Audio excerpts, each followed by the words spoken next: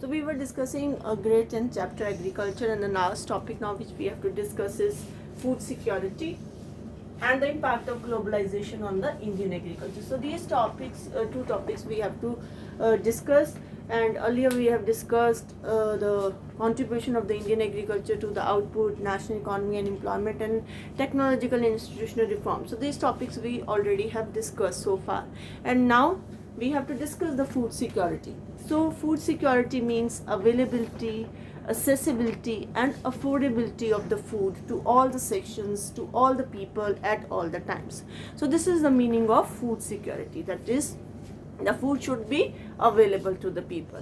Okay, access should be there, easy access should be there of the population to the food, and affordable at affordable prices. So this is the meaning of food security.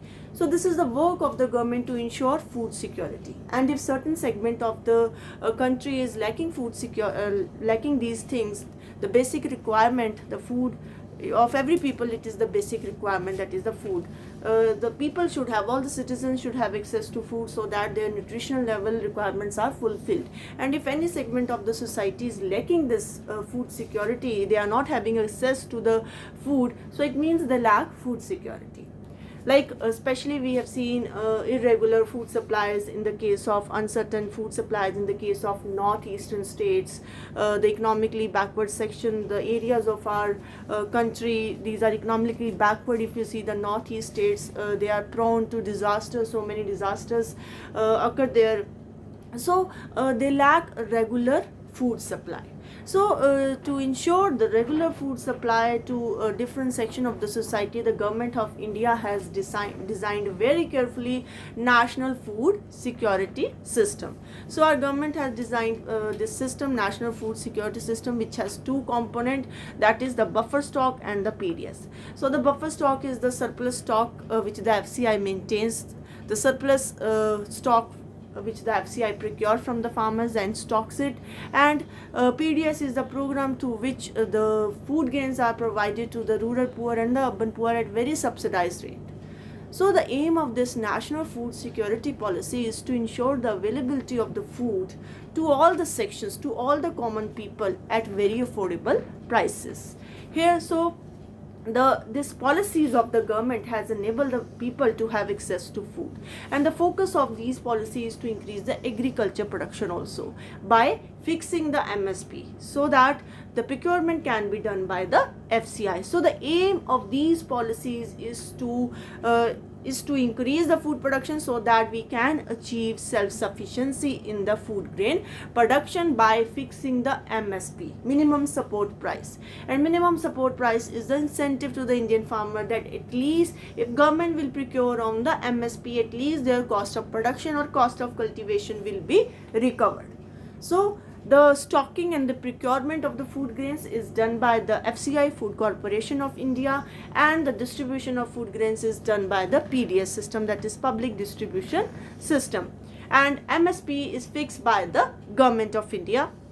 So the different formulas are there, A2 plus FL plus C2, different formulas are there to fix the MSP, and the government of India, they fix MSP on like 1.5 times they give the MSP on the cost of cultivation. So after that procurement is done, and the procurement is done by the FCI on the MSP which is fixed by the government of India. Many subsidies are also given to the Indian farmer on power, on fertilizers. So these subsidies are also given to the Indian farmers. Now we have to see the repercussions of these subsidies and the MSP on the Indian agriculture. So we have seen that MSP and the subsidy has reached the unsustainable levels. Now they are doing more damages to our environment and agriculture. How? Due to the land degradation. Farmers, in order to have MSP, they are growing the crops which are procured by the PDS, like which are procured by the FCI in order to maintain the PDS, like wheat and paddy. So if the farmer is going for these kind of water intensive crop, then so obviously the land degradation will be there.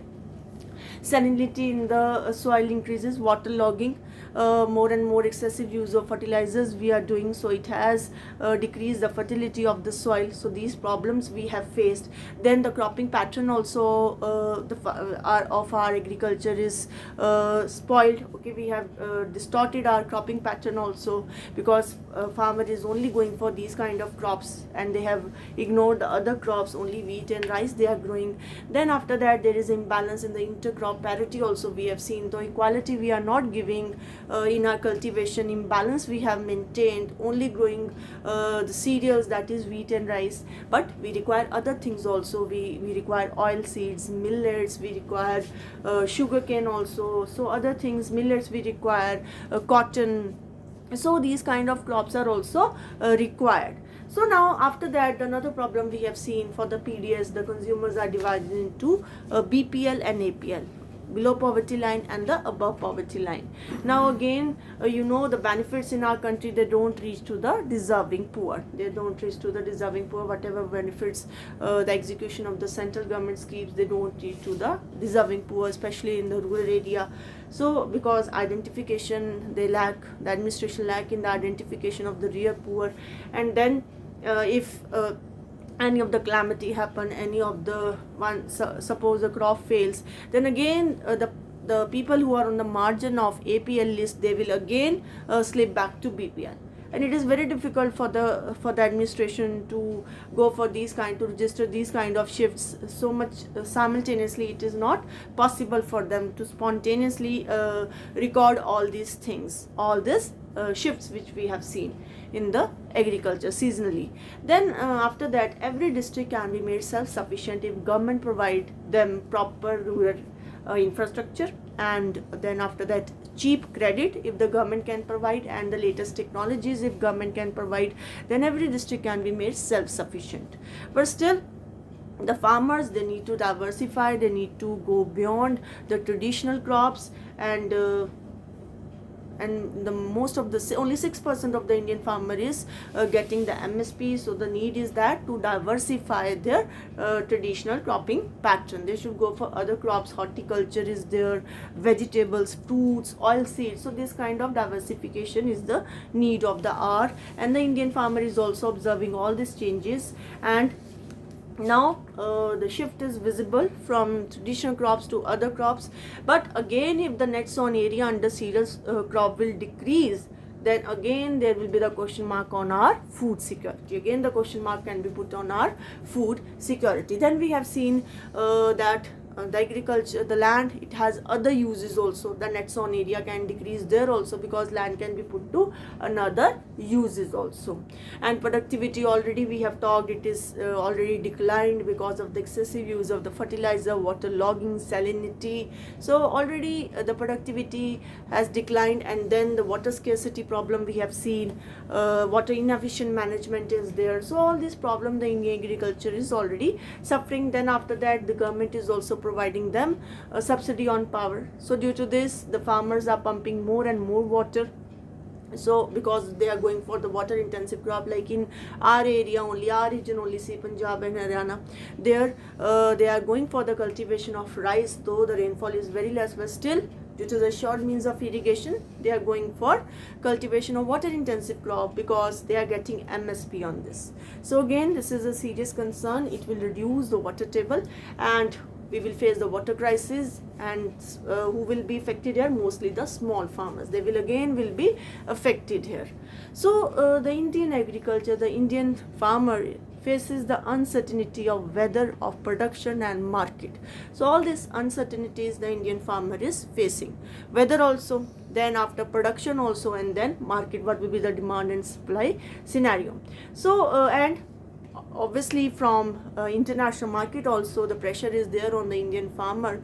And then double disadvantage the Indian farmer is facing. How double disadvantage the Indian farmer is facing? First of all, they go for the capital intensive agriculture, they go for the commercial farming, they go for the modern farming methods, they take the loans for the inputs like HYV seeds. They are very expensive. Fertilizers, pesticides, the modern farming method, machinery, all these are very expensive.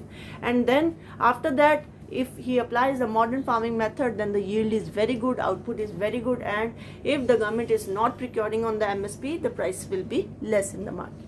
So if prices are less, he is not having any option. The storage facilities are also limited, so the farmer has to go for the distress sale.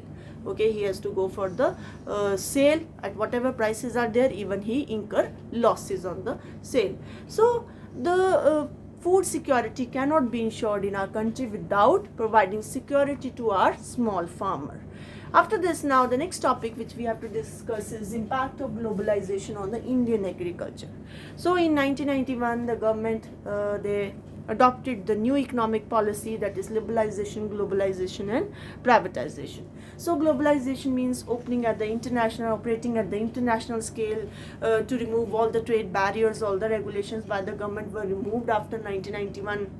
Then the free flow of investment was there in our country. Foreign direct investment, MNCs, they start operating in our country because all the barriers were removed by the government.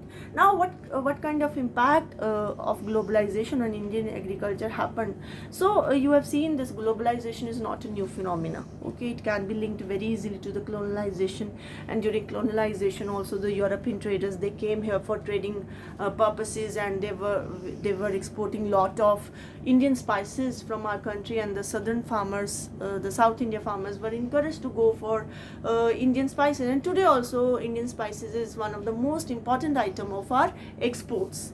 Then we have seen the raw cotton, lot of demand was there by the Britishers, and the British textile industries in Liverpool and Manchester, they got flourished because of the good quality Indian raw cotton which we were supplying to them. After that, they pressurized us for indigo, and you all are aware of the Champaran Satyagraha because of this oppressive indigo plantation system 1916. So Indian farmers, they wanted to go for the crops like paddy and wheat for their subsistence level, but the Britishers forced them to go for the indigo.